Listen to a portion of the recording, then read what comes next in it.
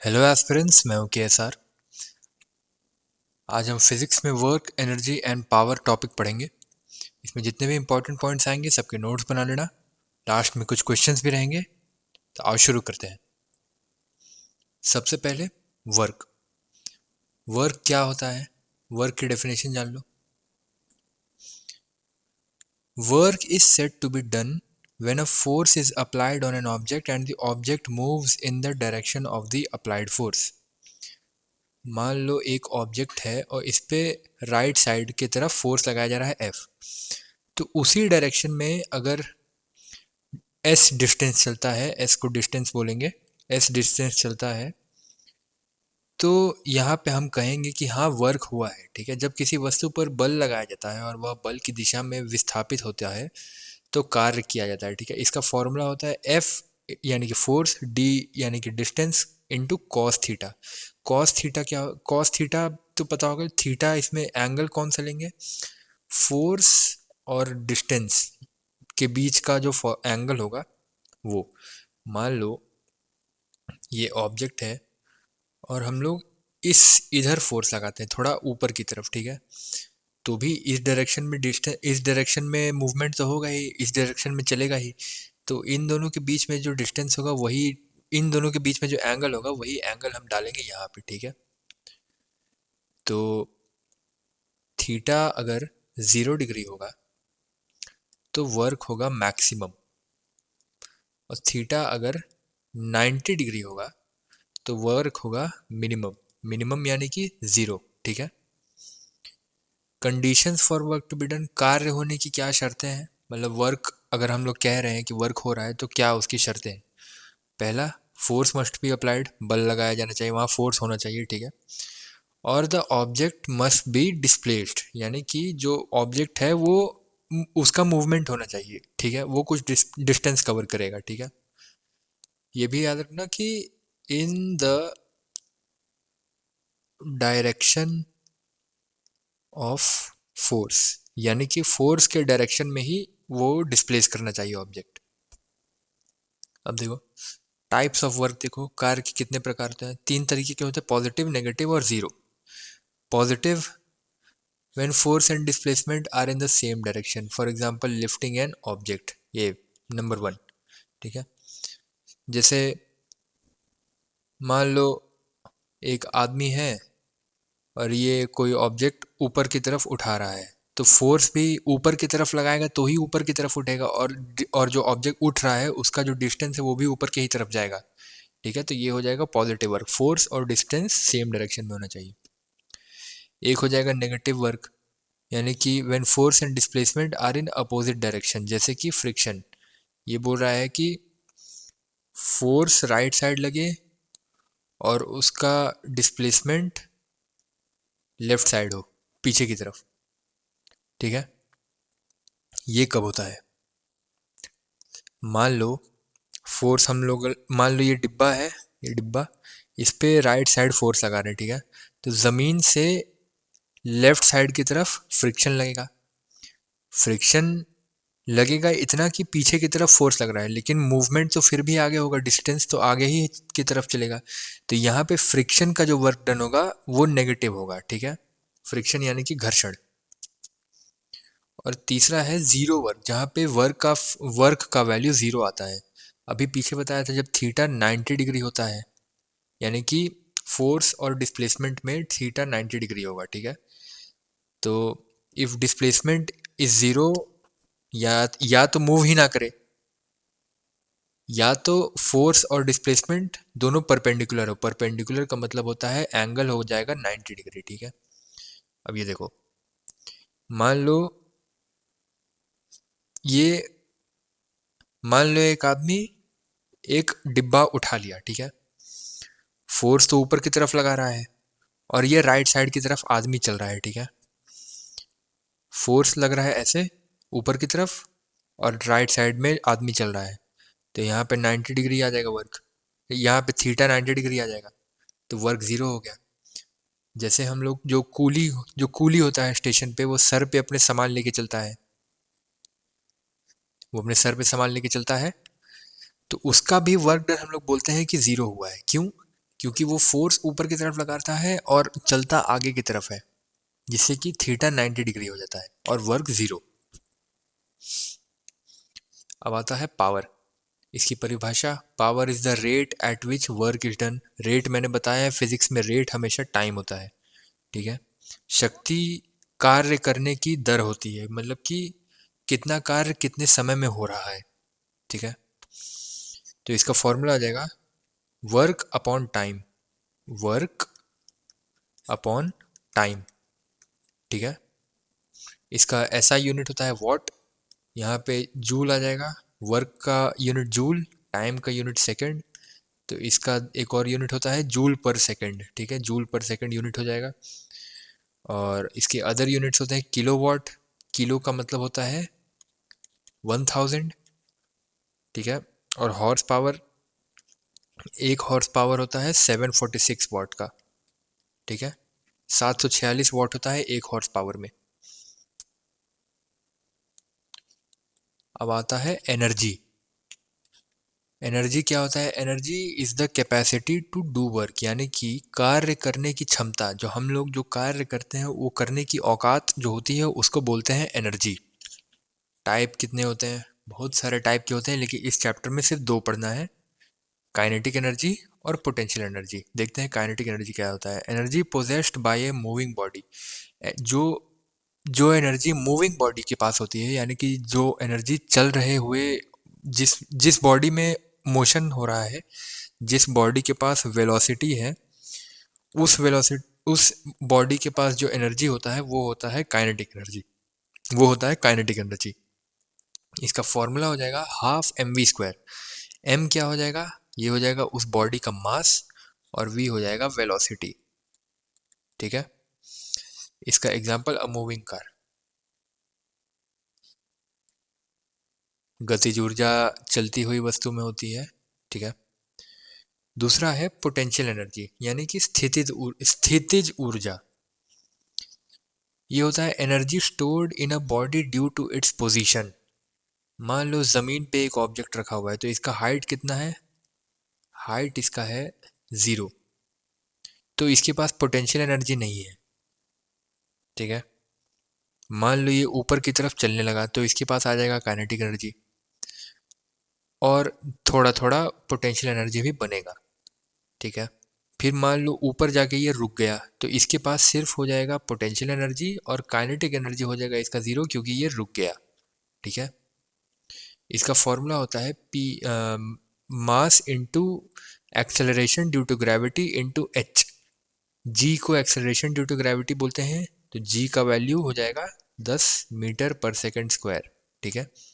ये होता है 9.8, लेकिन 10 हम लोग बस क्वेश्चन सॉल्व करने की आसानी के लिए यूज करते हैं, ठीक है। इसका एग्जांपल हो जाएगा water stored in a dam. जैसे जैसे डैम में पानी भरा हुआ रहता है, उसको हम लोग,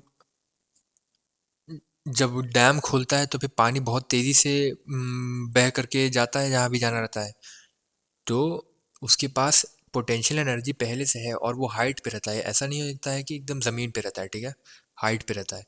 उसके पास पोटेंशियल एनर्जी है, तभी इतना तेज़ी से अचानक से जा रहा है ना, ठीक है। इसीलिए पोटेंशियल एनर्जी वो होती है एनर्जी जो किसी वस्तु के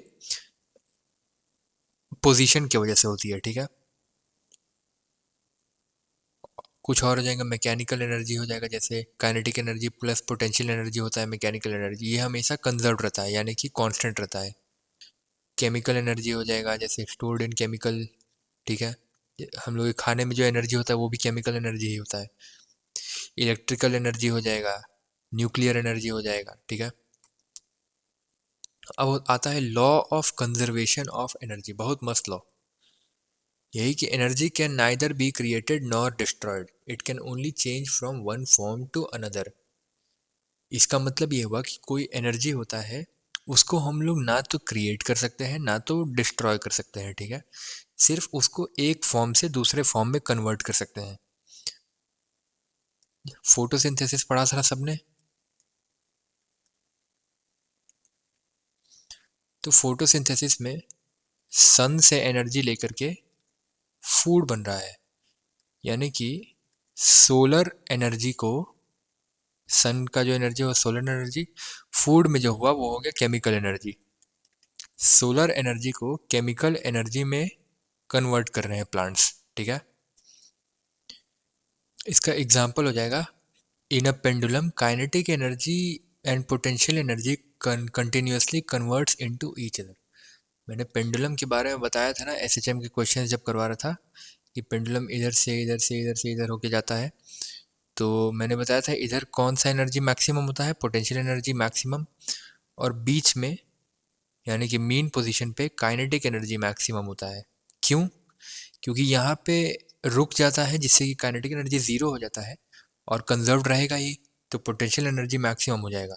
और यहाँ पे यानी कि मीन पोजीशन पे जब इधर से आता है मीन पोजीशन की तरफ तो वेलोसिटी मैक्सिमम होता है, तो मैक्सिमम वेलोसिटी हो गया यानी कि काइनेटिक एनर्जी मैक्सिमम हो जाएगा, ठीक है।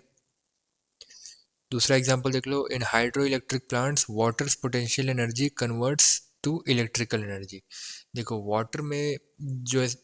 वाटर में जो एनर्जी होता है पोटेंशियल एनर्जी, जब पानी चलता है, जहाँ पे पानी से बिजली बनता है, तो वहाँ पे जब पानी चलता है तो जो भी टरबाइन रहता है वो घूमता है और बिजली पैदा होती है। तो जो पोटेंशियल एनर्जी था पानी के पास वो इलेक्ट्रिकल एनर्जी में कन्वर्ट हो गई, यही हो गया उसका एग्जांपल, ठीक है।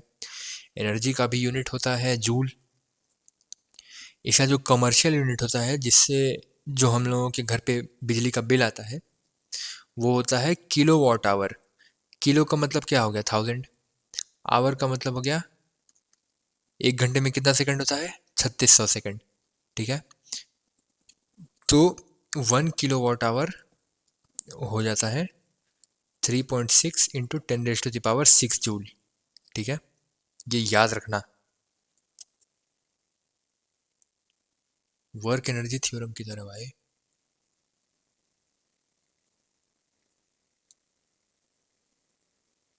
यार एक सेकंड, इसी पेज पे जान लो, नहीं रुको, इधर देखो, वर्क एनर्जी थ्योरम देखो पहले क्या होता है। ये हर थ्योरम का बाप होता है, ठीक है, ये हमेशा याद रखना।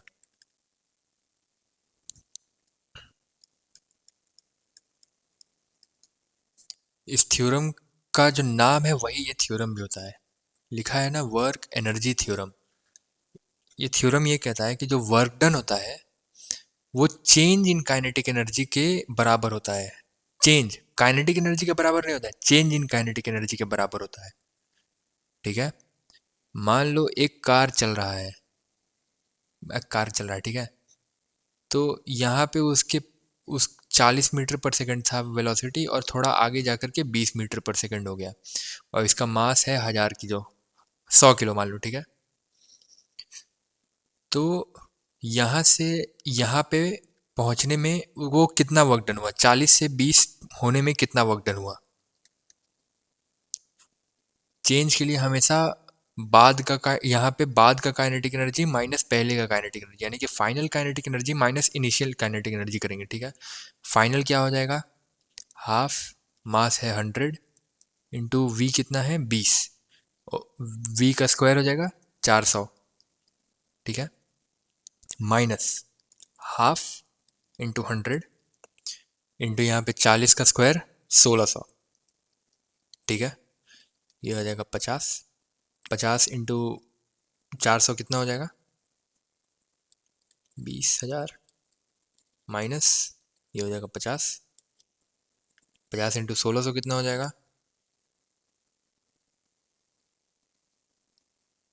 80,000।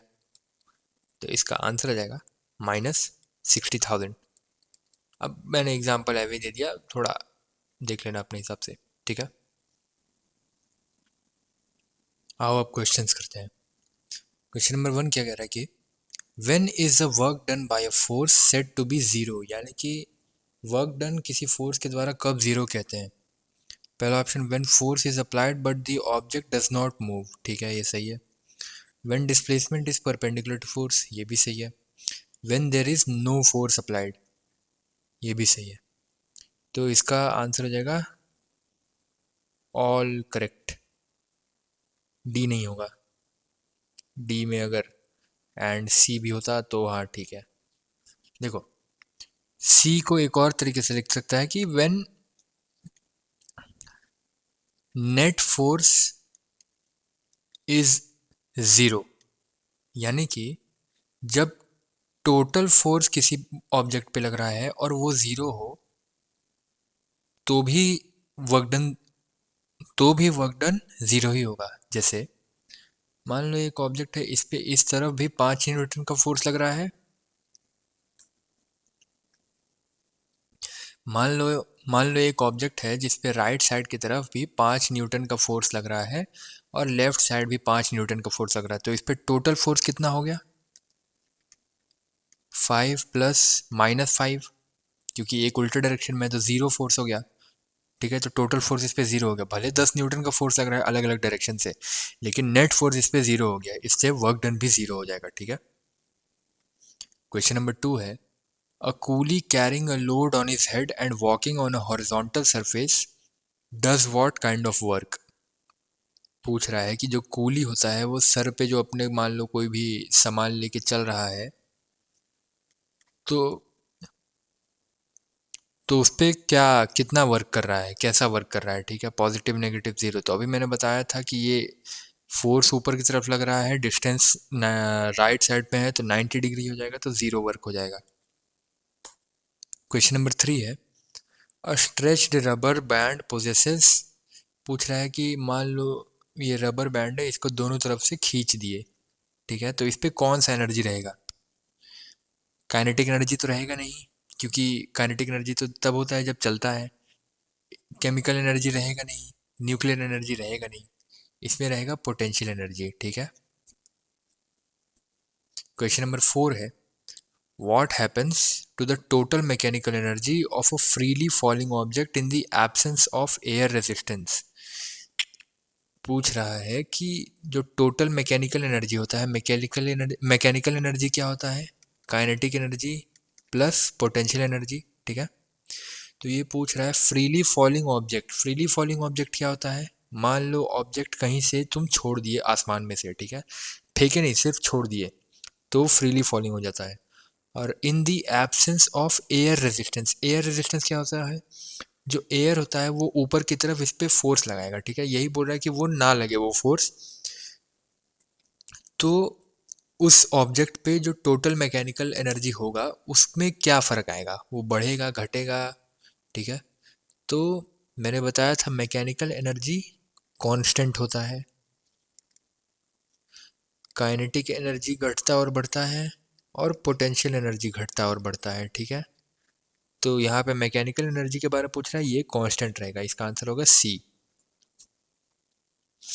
क्वेश्चन नंबर 5 है, a force of 25 newton is applied to move an object by 4 meters in the direction of the force, what is the work done?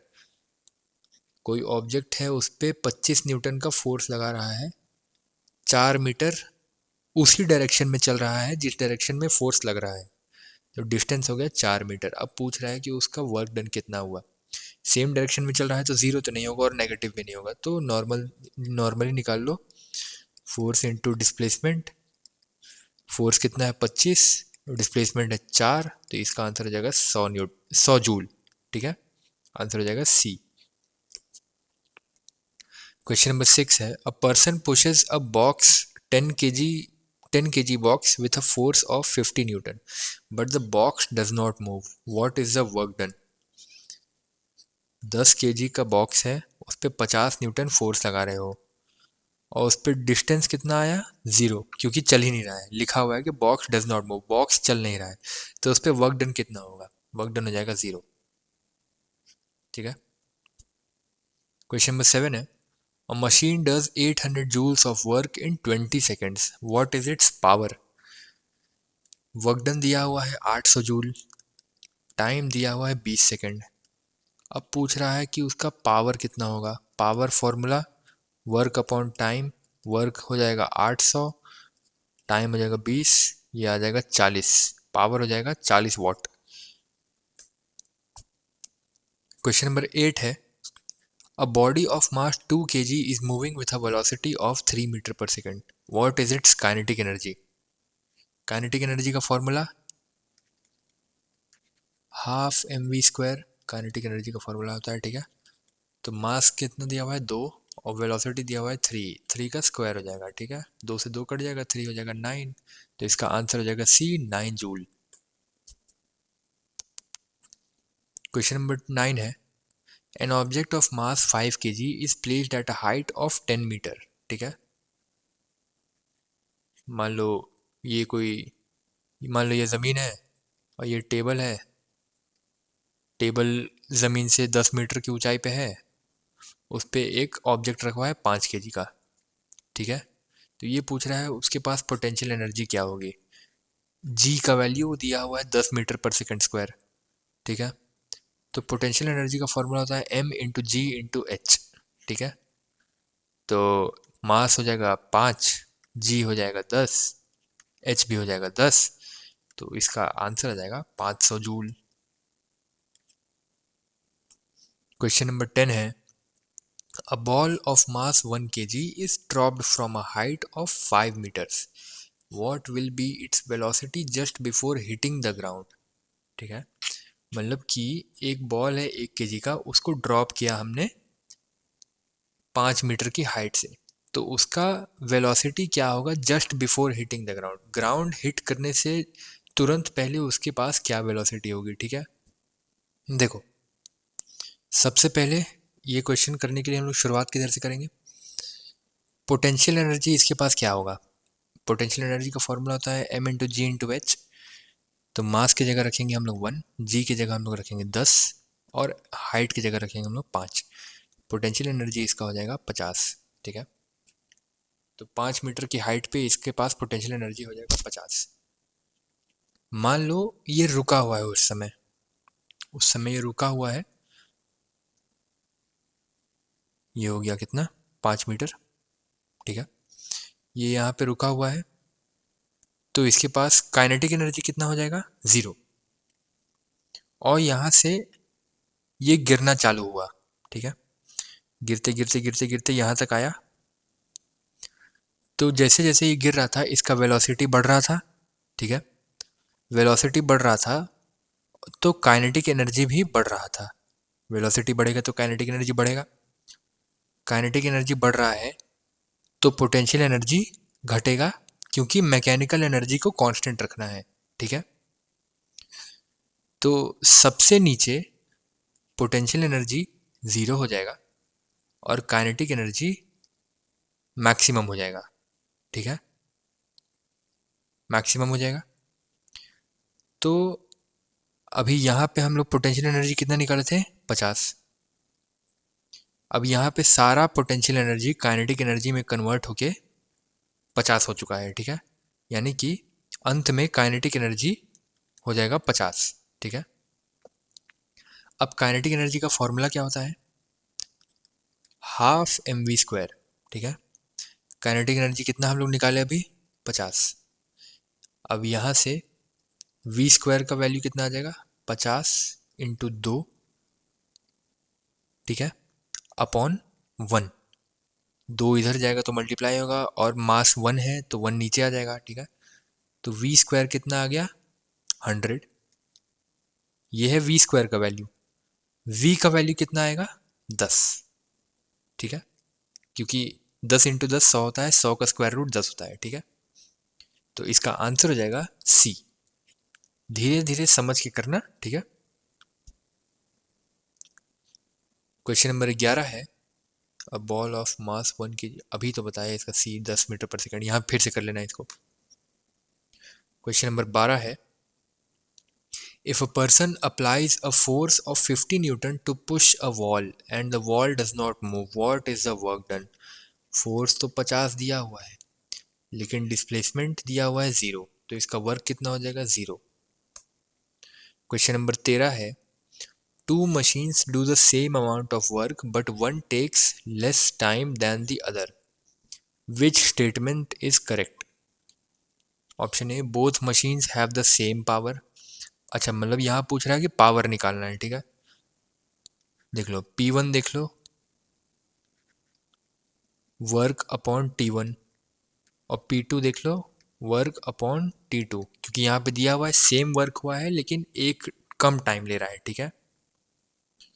मान लो P2 वाला जो है वो कम टाइम ले रहा है, तो कम टाइम ले रहा है यानी कि P2 P1 से बड़ा है, यानी कि जो तेज़ी से कर रहा है, जो कम टाइम ले रहा है वो ज़्यादा पावर का है, ठीक है।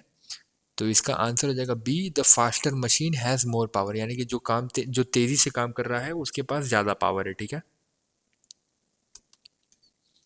क्वेश्चन नंबर 14 है, which of the following is an example of kinetic energy, यानी कि पूछ रहा है कि कौन से एग्जाम्पल है काइनेटिक एनर्जी का। काइनेटिक एनर्जी क्यों होता है? जब किसी ऑब्जेक्ट के पास मोशन होता है, यानी कि वो चल रहा होता है। तो इसका आंसर हो जाएगा C, a moving car. Question number 15 है, a pendulum swings back and forth, यानी कि आगे पीछे पेंडुलम स्विंग कर रहा है। At its highest point the pendulum has, pendulum पूछ रहा है कि ऐसे ऐसे चल रहा है, तो हाईएस्ट पॉइंट जैसे कि ये यहाँ पे क्या होता है, यहाँ पे पूछ रहा है कि कौन सा एनर्जी सबसे मैक्सिमम होगा। यहाँ पे पोटेंशियल एनर्जी मैक्सिमम होता है और काइनेटिक एनर्जी ज़ीरो होता है, ये याद रखना, ठीक है। चलो, इतना थ्योरी और क्वेश्चंस काफ़ी है। आसान आसान क्वेश्चन आते हैं एग्जाम में, बढ़िया से होगा, ठीक है। मस्त बढ़िया से पढ़ाई करो, नोट्स बना लेना, क्वेश्चन सॉल्व कर लेना। तुम्हारा दिन शुभ हो। जय श्री राम।